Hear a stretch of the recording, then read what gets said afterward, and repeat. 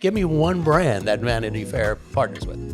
Like I did a pop-up with Post Malone. Like we did a rigatoni truck just for him and his crew outside Citi Field. I don't think Post Malone's going to be here tonight. I don't want to deny or we won't. We'll see, yeah, we'll see. maybe. Just a little teaser. Yes. Could be here, could not be here. Welcome to the Behind the Screens podcast, where we chat with those who make an impact. I'm Kate, and today we're bringing you the story of two names synonymous with quality. Eric Skae of Carbone Fine Food and Joe DeCicco Jr. of DeCicco Sons. Both rooted in tradition, family, and a commitment to excellence, this collaboration is a celebration of authentic Italian flavor brought to life through passion and craftsmanship. Let's get into it. IntoxiKate Kate Schlientz here, contributing food editor for Westchester magazine, and we are back with another podcast of Behind the Screens. We are coming to you live from DeCicco Sons in Sleepy Hollow, their newest spot. And I have two very amazing guests today. I'm very excited to kind of dive in. We've got Eric Skae, who is the CEO of Carbone Fine Foods. And then we have Joe DeCicco. How are you? Good. How you doing, gentlemen? Doing great. I'm very excited about today. Same. Looking forward to it. Should likewise. Be a fun event. We're here for a pop-up, which I would love to kind of learn a little bit about how this all kind of came about. Yeah, for sure. I was just chatting with Eric before this because I myself, I had to kind of figure out where it came. But one of the Carbone kind of regional guys, also local, his daughter is a resident right in the area, and he's in these condos, and she came was in love with the space, and that when I had kind of their ear, I was like, look, I'm like, you've seen the event spaces, come check it out. I'm like, I think this would be a really cool event to kind of tie a retail supermarket in with such like a well-known brand. So it really just started with an email and a pitch, and here we are tonight. I love it. And Eric, it's so fun to have you here. I'm thrilled to be here. Is this your first time at the store? It is my first time at the store, and I probably have been in more stores than most people in 46 of the states. There's 4 that I still have to get to. Oh, wow. And this is the nicest store I've ever seen. I mean, it's kind of breathtaking, right? Amazing. Like there's just no one thinks of things at this level. Yeah. As I'm walking around and looking at refrigeration equipment that he's showing and explaining, like where does that happen? Something for everybody here, I think. Yes. I agree. My friends and I kind of joke around and call it Disney World. We're going to Disney World. Yeah. We're eating at Disney World. It's so much fun. And DeCicco Sons has really become a household name in Westchester County. Joe, can you tell us a little bit about how this business got started and what's kind of guided the growth for the family? Sure. So the kind of quick family history, which now spans 52, 53 years. So take it way back. So the DeCiccos landed in America in 1957 from Calabria, Italy. My dad and uncles and the whole family, they settled down in like the West Broadway, so like the Soho Village area in New York City, and worked food stands and butcher shops on Bleecker Street.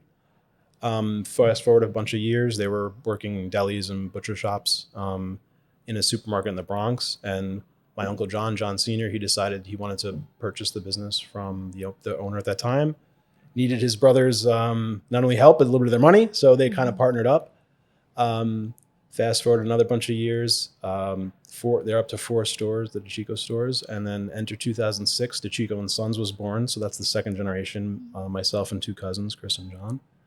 And from 2006 till today, we're up to 11 stores, 2 more on the way, confirmed 2 more on the way. Mm-hmm. And really, I mean, what's been you said like the guiding force or kind of what's been driving us? I mean, such a fun, dynamic business, and there's so many different facets to it. And we're a family business, and we all kind of, what's interesting is we do get along, and there's so many things to concentrate on. So we enjoy doing it, and we have fun, and it's still fun. So we're going to keep expanding when we can, as we can. For sure. And I know that, specifically you and Chris have kind of really ushered the craft beer movement in Westchester County, but in grocery stores for sure. And I also want to kind of acknowledge the fact that we are in this space that is a very community-minded space. You have both an event space on the upper level as well as a bar and restaurant. Can you tell us a little bit about that pivot and kind of going in that direction and what that means? Sure. So, events and cuisine it's become a huge part of our business. So again, like the catering side, events, social kind of activities and awareness, activation, stuff like that. When we're building this project is ground up. So we had the opportunity to build these spaces unique to the area, visibility to the bridge, right on the water, and the opportunity to kind of create different spaces to do a bar concept, which we'd done as you kind of mentioned with craft beer, we had done it, but how do we take it to the next level? And how do we now, all these things we've learned over the years. So kitchens and like fast casual cuisine. So it really just, we wanted to take everything we'd learned to the next level and just create, like I said, event spaces that we could have fun with and play around with. And I know you mentioned there's 2 more on the way, Scarsdale and Greenwich, right? Scarsdale and Greenwich. And are they similar concept to Sleepy Hollow? Or are they a little bit different? They'll be definitely more traditional footprints, smaller footprints. Yeah. And do we have kind of teaser dates that we can give out on when we think those will be ready? We'll say, Q1, Q2, 2020, who knows? Next year for sure. Coming soon. I like it. We'll just leave it at that. Keep it nice and big. Now, Eric, before Carbone Fine Foods, you had a fascinating and very successful career in food and beverage. Can you walk us a little bit, beyond your resume, if you will? How much time do you have? So, always been entrepreneurial. Met my wife at Marist College. Grew up across the river in Haverstraw. My dad was a Haverstraw police officer. And funny enough, my mom immigrated here from Ireland in 1957 and landed in the Bronx. So we have something in common there. There you go. Came here by herself at 16, which still amazes me. Like, I think about that. Like, you go move somewhere and live with a relative that you've never met.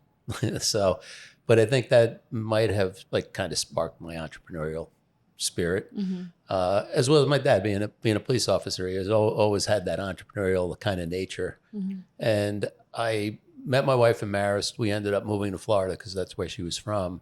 And I saw an ad for a water company, and I'm like, well, it's hot. It's Florida. This is 1990. Like, the bottled water was not really a thing yet, right? Yeah. So I bought a van and I started selling water in Orlando, Florida. Oh, wow. And was lucky enough to pick up the Arizona iced tea brand when it was brand new. Okay. So I launched that in Orlando. Actually was able to secure their first 7-Eleven authorization ever. So if you had a van and you'd work for $80 a day, I'd fill you up and you'd deliver 7-Elevens. So, we just figured it out. And then I ended up losing the brand because I grew it really well and they went to a bigger distributor, which happens. At the same time, someone wanted to buy me out. And I made $0, but I lost no money. And I learned the business. So I called the Arizona guys and I'm like, guys, I just sold my business because of you. Least you could do is give me a job. And they moved me to Cleveland, Ohio. So I've been, since then, Ohio, Maryland, back to New York, where I raised my kids. I did a bunch here. I moved here with a company called Fresh Samantha, who ended up selling to Odwalla, who sold to Coke. I was director of sales for them. And then I went to Saratoga Beverage, but knowing that they were going to be bought out and that Naked Juice was one of the portfolio companies. So I can say I put the first bottle of Naked Juice on the shelves in the East Coast. Wow. Back in kind of 2001, actually. Now that I think about it, it was a rough time to launch a brand. Yeah. Right. But and I had a couple of my own brands. I sold them. 08 was not good, right? To raise money and scale. So I kind of retrenched, started a consulting firm we were based right in Palisades, across the river here. And we consulted, it was my wife, my sister, and one employee. But we had, from startup to smucker, we had big to small. And then I got a call asking if, would you take the Rayo's job? And it was a pay cut. But it was like, there was a shareholder battle going on that I ended up having to solve. That was really the job. The job wasn't to grow the brand. The job was go fix this shareholder battle. We solved that in 90 days, got the growth right. But the only way to solve the shareholder battle was to sell the company. There was just no way around it. And it was a shame because I really would have stayed there for the rest of my life. Loved the brand, loved everything, but it's all right. So we had a good result, sold it for a considerable amount more than I ever thought it would be worth. And then I went to a popcorn company and I was planning on being there for 5 years. And I was at the place 1 week and the owner's like, Eric, Kathy and I want to sell. And it was another 10.5-month sprint, exactly. And I sold that. We sold it to private equity, and within a year, it resold again to Grupo Bimbo. And during this time, someone said, hey, you want to meet Mario Carbone?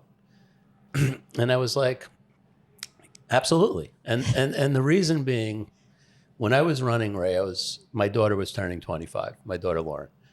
I called her up. I said, what do you want to do for your 25th birthday? This is December 28th. Her birthday's January 3rd. And she said, I want to go to Carbone. And my response was, are you effing kidding me? Can't we go to Rayo's? And she said, Dad, people your age go to Rayo's. And I've been there already. Yeah. She goes, people my age go to Carbone. I went, I remembered the experience, and that's where the absolutely came from.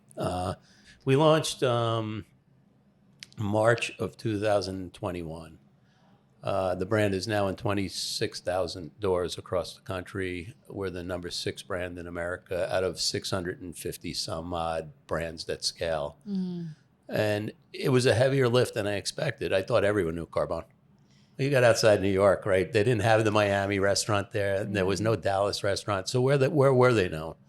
Really well in New York and LA. So we worked the bases and then started filling in and building from there. Then they opened Miami. Then people knew it in Miami. So we've been able to scale very, very fast. And it's an incredible brand and probably the most exciting brand. I've worked on just high growth, but it's the most exciting brand I've ever been associated with. So I have to know why. Why so much excitement for Carbone? It's just got a certain cachet that like brands just have an it factor, and they're hard to explain, right? It's hard to explain what, because there's a lot of different elements that go into that. But actually, Joe came to my party after my fancy food party, and it was Vanity Fair and Carbone present, a party.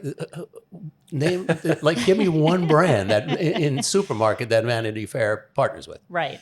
So it was just kind of interesting. The dynamics just interesting as to who follows this brand and the things that we get to do. Yeah. Like I did a pop-up with Post Malone. Like we did a rigatoni truck just for him and his crew outside Citi Field. These things never have happened to me in my career.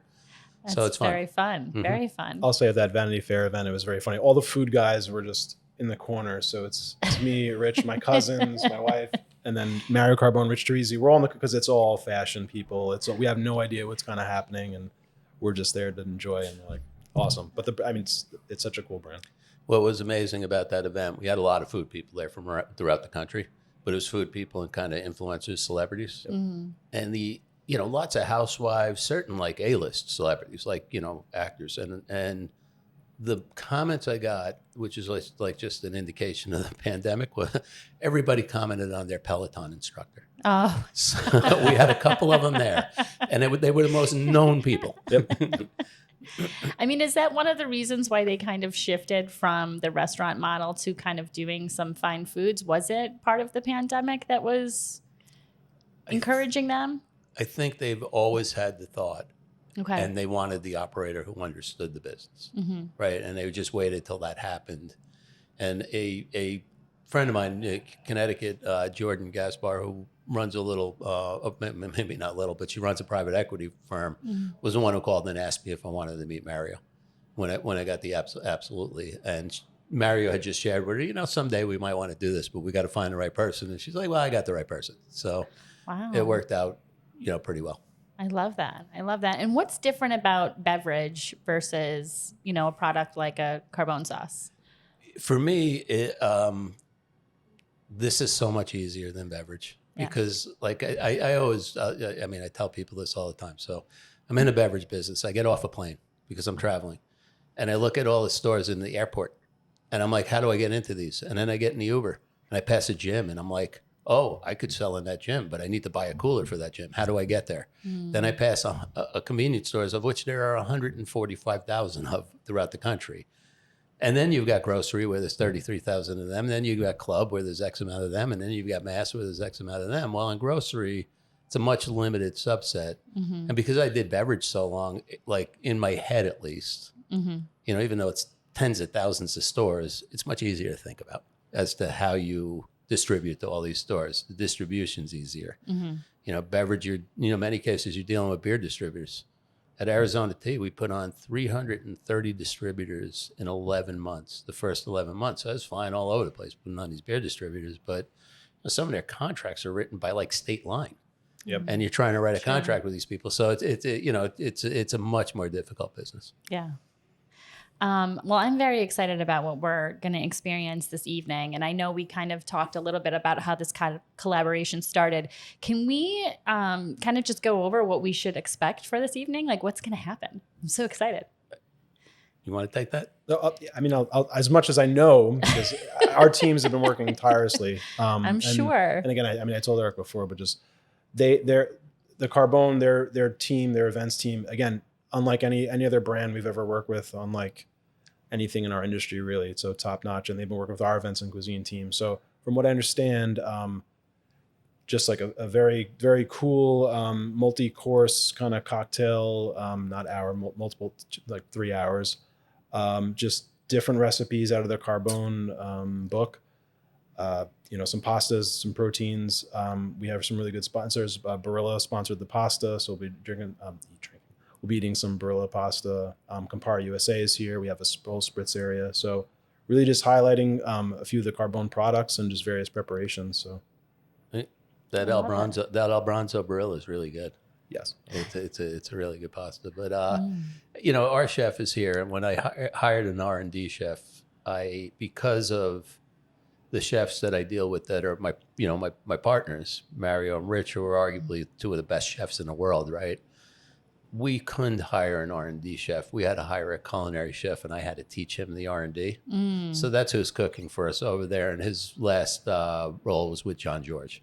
So he's really good. So I love that. So R&D, for those that are not in the know, it's research and development. Yes. So so what does that process look like in terms of working with a chef to try to come up with, the product line?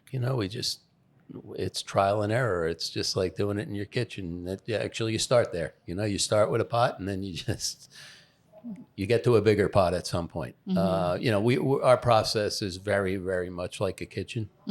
So that's why I could get away with not having an R&D chef, because we're not doing like tomato paste through a tube. We're opening up number 10 cans of tomatoes where there's 29 to 31 tomatoes in each can. And there's high-speed can openers in these facilities. I mean, my packers really don't like me because we hand strip basil. It's fresh basil. We chop onions on site. We mince garlic on site. Anything that I can do fresh, I will do fresh. So it's hard. Yeah. Right. But as I look at it, call it a $9 jar of sauce. It'd take you an hour and a half to make that at home. And if you go buy all of the ingredients, it might be more than $9. That is true. That is true. Joe, I just want to ask you too. I know we talked about the space here in Sleepy Hollow, but why was this pop-up a good spot for Sleepy Hollow? For me, I've never, even me, we built it, but I'd never seen a space like this that when you come up here and for anybody who, please come visit the store and see it for yourselves. But there was never such a juxtaposition between like this kind of event space, this restaurant space, and then a supermarket. And again, and to go back to your original question, I couldn't think of another brand that really married these two kind of ideas together, where it's this restaurant kind of concept into a retail jar that's on the supermarket. And I mean, that's really it. So, when you go see the space, and to me, it's just so unique, just like such a unique thing. And when you're up in the second floor of the store, you forget there's a supermarket downstairs, even though you can kind of see it. But even I'm still blown away when I walk in the store. It's really stunning. It's really stunning. And it does work in so many different ways and for so many different things, and such a community spot. I'm here all the time. You guys are going to have to kick me out eventually. Eric, you were behind, the retail success of Rao's, which, is obviously one of the most famous sauce brands out there. What lessons from that experience, kind of helped shape the way you've built Carbone Fine Foods? It was a completely different build, because I did go in there in a shareholder battle, kind of more turnaround situation. And there were people who ran it before me. And what I will say, whether it's shareholder battle or not, they were good shepherds of the brand, and they had positioned it very, very well.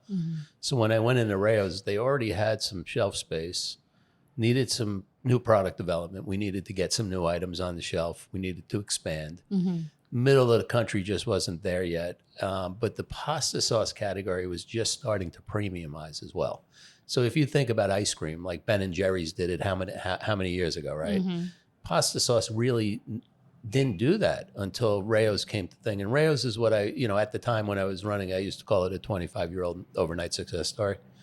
So I can't take the credit for what happened. I actually, my head of sales, Jim Morano, his family had a small share in Rao's, because when they put the money in, one of the shareholders said, well, we need a food and beverage guy or I won't put the money in to do this.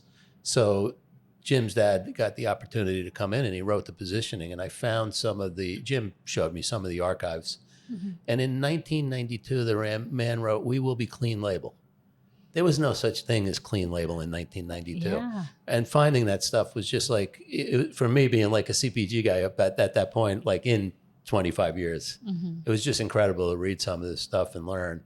So it was pure startup, and, really thought, oh, everybody knows Carbone. I'm going to go do this. And, really it was the coasts. My son went to St. Joe's in Philly, has a degree in food marketing, had 6 couples over after I launched and telling everybody, my dad just launched Carbone, and he's thinking everybody's gonna know it. And 1 out of the 6 knew what was Carbone, and these are food marketing people. Yeah. So a little bit of heavier lift on the awareness side, but because of everything major food groups doing and what I'm doing, the awareness grew very, very quickly. Because Mario opened London last week. Yeah. London Carbone. He's opening Dubai next month. Opening up another Carbone concept in Vegas in November. So kind of every month they're doing, and every time they get press, we get a halo effect. I mean, it feels, so strange to me because I am a New Yorker and I do know the brand so well. How did you kind of get over that hump to be able to educate people and inspire people, to pick up this pasta sauce off, the shelf versus something that they might be more familiar with? So we worked really hard on getting shelf space first, because I do not market to empty shelves. Just don't do it. And then we kind of turned on our marketing, and our marketing is so much different than everybody else's, right? And I tried TV commercials, didn't work. Our marketing is PR, it's events, it's socials, it's the flywheel we have. Things because like this. The events drive social, which drives PR, right? So you do those 3 things, and we happen to do that exceptionally well. The brand the brand actually allows us to do it exceptionally well. So that, people, a lot of times people are coming to us asking us to do things, and we're like, really? Yeah. I love that. You're having a little fun with it. Yeah, such as the Post Malone activation, which was really, really neat. But that was a reach out from Live Nation. That's incredible. Did you get to meet him? I did not. I was there in the City Field. My daughter, who works for the company, and Mario went and spent time with him. That's nice. Yeah. I love that. I don't think Post Malone's going to be here tonight. I don't want to deny, or we won't. We'll see, yeah, we'll see. maybe. Just a little teaser. Yes, maybe. Could be here. Could not be here. Too early to tell. You never know who might show up. This is true.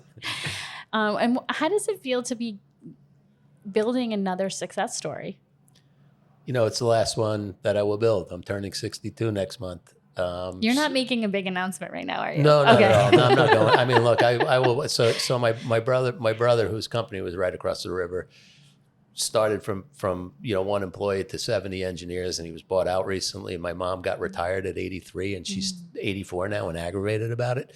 So I don't ever see myself retiring, but there is going to have to come a time where I'm not on a plane like almost every week.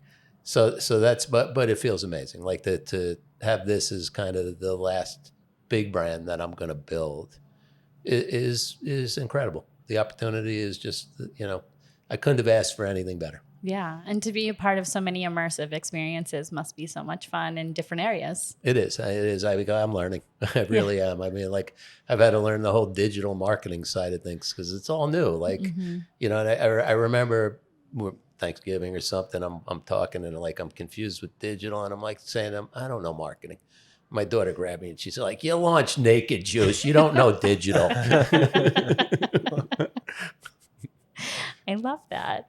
If you both could pick one dish made with Carbone sauce and DeCicco's ingredients that best kind of sums up this collaboration, what do you think it would be? I mean, I'll grab the most popular one because the spicy rigatoni with Calabrian chili pepper, where we hail from. So that's, I mean, favorite dish when I go to the restaurant, and I just think it's signature dish. So yeah, I'm gonna go with that. You like the spicy? I like the spicy. I would. So the spicy vodka is amazing, but my favorite dish is the arrabbiata. Okay. So my favorite sauce out of our line. So mine would be some sort of seafood with the arrabbiata. And you do have a beautiful seafood selection. Thank you very much. Thanks for noticing. I mean, listen, I will drive from anywhere for that seafood. I got to tell you, I walked over and I saw that head-on shrimp, and I'm like, every restaurant should be shopping here. Who has that in their store? No one. Yeah, no one. No one. And the selection, I have to say, it's not only beautiful, but so super fresh and so much to choose from. Thank you. It's really, it's one of the reasons why I come here. One of the many. So food culture is always evolving. Where do you see as the best new opportunity in bringing premium food experiences to everyday retail? I mean, I think we're on the cusp of it right here. So, I mean, how I navigate right now between like trends, social media, digital, these kind of things, it's really just trying to keep up with embracing these kind of trends that might have a little bit of legs and trying to get behind them. But I mean, kind of what we're doing tonight, I think, is experiential is going to be the best. I mean, that'll be the best phrase I can say is experiential. It's not the everyday norm. People, you could shop online, you go to a club store. I mean, why come here? Why build such a beautiful space? So immersive, experiential. I mean, I'd say that's my go-to. I love that. I know we keep talking so much about the digital space, but I feel like for food in particular and beverage in particular, I mean, it's really about tasting, touching, feeling, smelling. And I do love that both of you are so aligned in, kind of creating experiences to get consumers engaged. It's fun. It's a lot of fun. It's fun. And it must be so fun. I mean, like, how do you feel when you see someone tasting the sauce for the first time, or you see someone like me, walking over to that seafood case with my eyes basically popping out of my skull because I'm so excited about what's in front of me. I mean, that's got to be such a powerful feeling. I mean, that's what I think that's what drives us, and that's really our success is, we're putting together, I always say, like, we build these canvases, and then it's really the art is the merchandising and it's the product selection. And when people appreciate it, I mean, that's what drives me, and that's what drives our business. Mm-hmm. Yeah. For me, like, so I tend to spend a lot of time in a pasta sauce aisle. So when I go to a store, I always walk the perimeter first. I'm trained that way. I do it, but then I go to the pasta sauce aisle. And I'm excited today as when I see someone grabbing my jar, as I was day one, right? And that's good. That's a good thing. Mm-hmm. And I tend to have VIP coupons with me, so I tend to surprise and delight quite a bit. I love that. Which is good. Yeah, it helps drive the brand. It's you surprised and delighted me 2 seconds before we started this, so I loved it. What can people look forward to from DeCicco Sons and Carbone Fine Foods in the near future? Do we have any teasers to share? I mean, when it comes to Carbone and us, it's pretty much carte blanche when it comes to new items, and you'll always see the latest and greatest as it's available to us from Carbone. And I mean, we'll see the success of tonight if it evolves into anything more. But what I'd say is, as well as like DeCicco, when I ran Rayo's, was a smaller footprint of how many stores they had, but I knew what the volume was. Right, I remember the volume, and it was substantial. Yeah. For a much smaller footprint stores that's dramatically grown. So when Joe says that John Generali's daughter lives here and that's how he met him and this, that, the other thing, he met him because I read that the store was open, and I was like, John, you live in that place. I love that. And do you have anything new coming up that we should get excited about, or you can tease? No, I've got a couple other, I might have said it in press already, I'm not sure, but we've got a cacio e pepe Alfredo coming. Just requests. We've gotten so many requests for it, and I can't do a true Roman, but I recreated it as best we possibly could. But one thing you asked about the evolution of what's going on in stores. Fresh and fast to make is becoming really, really important. So we were launching a line of simmer sauces, a bolognese, a cacciatore, and a fra diavolo, and it's just add protein. Oh, really So nice. it is set up for you. It's a restaurant quality meal in under 30 minutes. Making it so simple for us. That's the goal. I love that. And are we keeping ingredient lists relatively short? I mean, based on what you were saying before. Short and clean. When I go to that, I've got to, I've got to put carrots in I got to put mushrooms. I got to put carrots in the bolognese. I got to put mushrooms in the cacciatore. So there's some more fresh ingredients in there, but I'm keeping it as clean and simple as I possibly can. I love that. And if you could host your dream dinner guest at one of these events, who would it be and what would you serve them? Ooh, this is a loaded question. It's such a loaded question. I got to tell you, it would be my family. I mean, it's an easy one. That's an easy one for me. I mean, you better think of something family else. was what I was going to say. That's what it would be. It would be your family. I It would love be. that. Yeah, well, they don't see me much. Well, So give them an opportunity you're a to see me. busy guy, Eric. I love that. Joe, what about you? Aside from Eric's family, who are you hosting? No, I mean, for the event, I'd be like, oh, Mario Kart, but I'd be too stressed to cook for any food hero of mine. It would just be too stressful. But okay. I mean, I am in a lucky situation where I'm able to cook for my family, and I would say, to riff off that, I mean, I would continue to do that. I mean, that's my, and all my heroes are food heroes. I'd be too stressed. Okay. I got to tell you, I know Mario Carbone really well, and he would love for you to cook for him. Okay, all right. Oh my gosh, can we make that happen? That would be incredible.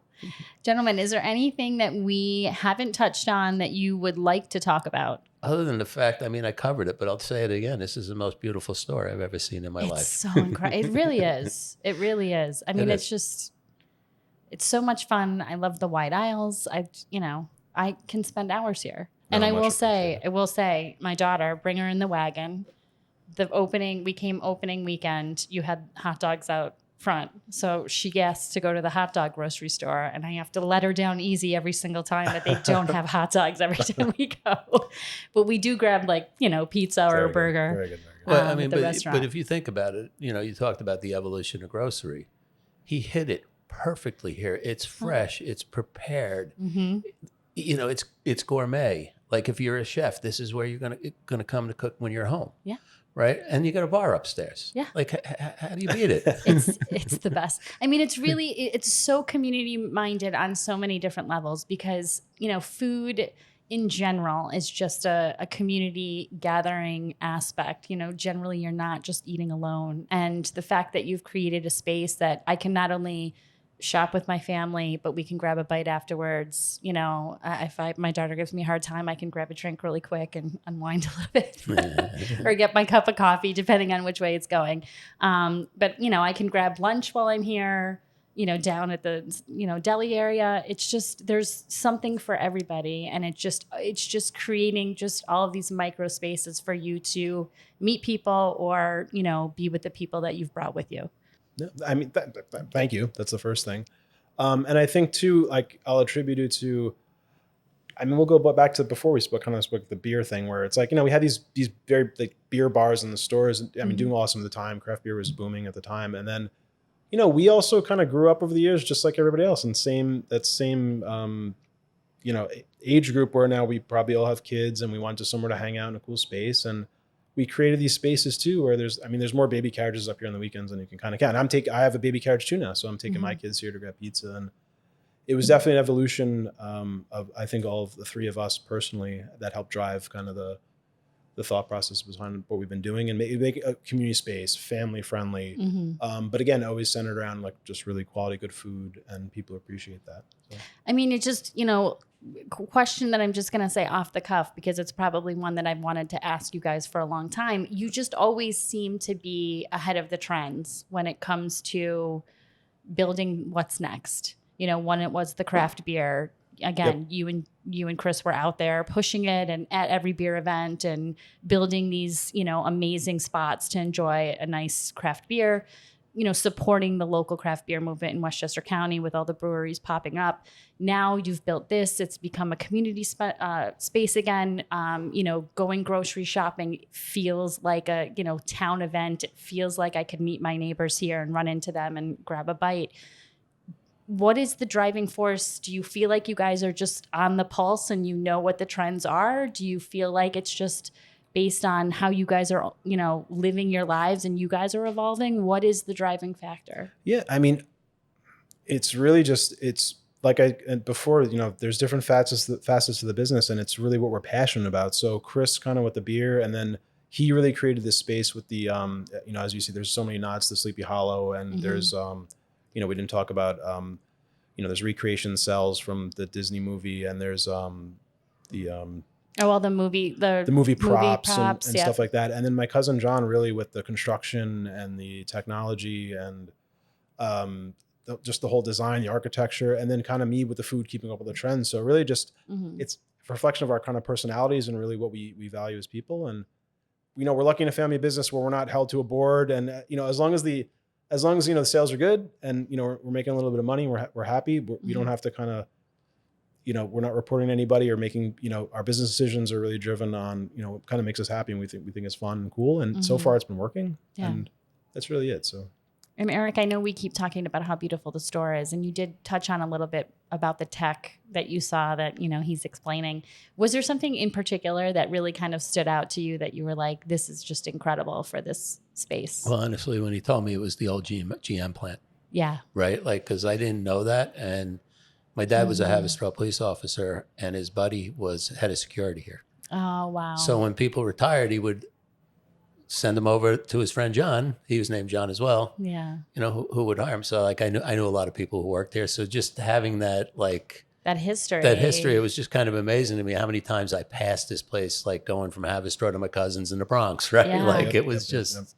I mean, to that, and then just a total flat, wasteland? Do I say wasteland? It's just a flat piece of land. Yeah, empty from, I guess, the 70s when they tore it down. Yeah. And then, unfortunately, the land was kind of polluted, and that took many years. So, we'd been, I think, part of the project for about 10 years, just waiting for the approvals to come through and for the land to be cleared and all that kind of stuff. But, ironically enough, not only the opportunity, but Chris from Bridgeview Tavern up the street talk about craft beer. So in the area, he would always bring us out to the patio and be like, you guys go open a store down there. And it's funny. So he was our biggest champion at the time, which is very funny. But, I love that. I love Chris. Yep. And how do you figure out where the next store is going to be? I wish it was a formula, but it's, we grew up in Rockland. We've spent our entire lives working in Westchester. I mean, we know the area. We know the areas that need to be served. Our next foray into Connecticut, and it's literally right over the border of Westchester to Connecticut. Yeah, but first spot in Connecticut, first right? spot out of state for us, for our little group. It's just finding the need, and we have a lot of stores in Westchester. We're oversaturated, but we've taken up, I think, a lot of there's a few good spots left. Don't get me wrong, but it's really just kind of knowing the area. I mean, we live and work here for so many years, so not a scientific formula. I wish it was, but it's just opportunities as they present themselves. Yeah, I love that, being in the right place at the right time. Definitely. Eric, Joe, thank you guys both so much for your time. I'm so excited to see what you've got cooked up for us. Thank you. Thank you. Thank you. That's a wrap on this episode of Behind the Screens. A big thank you to Eric Skae of Carbone Fine Food and Joe DeCicco Jr. of DeCicco Sons for joining us here at their brand new state-of-the-art store in Sleepy Hollow. Conversations like these are exactly why we love pulling back the curtain to show you the people and the stories behind the content you see every day. We'll be back next week with another behind the screens look you won't want to miss. Thanks for listening, and see you next time.